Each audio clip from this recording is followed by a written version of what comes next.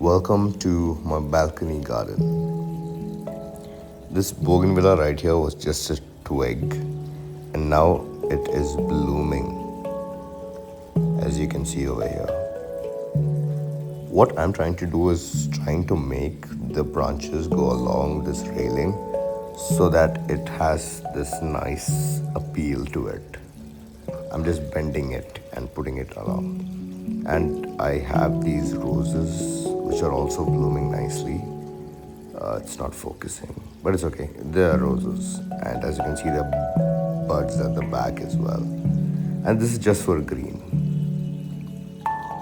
And this is called a globe, and I love the purple in it.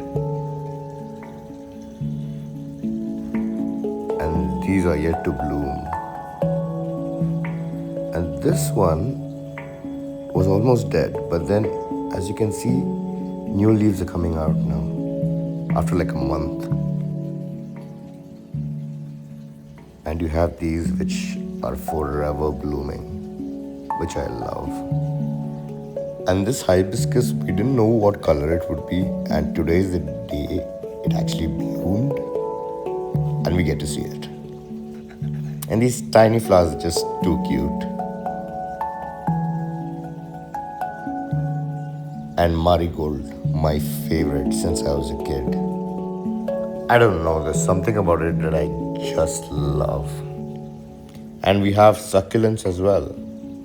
Yeah, I have to repot it again, but then for now I've just kept it as it is. And I've put a few flower seeds into this pot, which are yet to bloom, of course.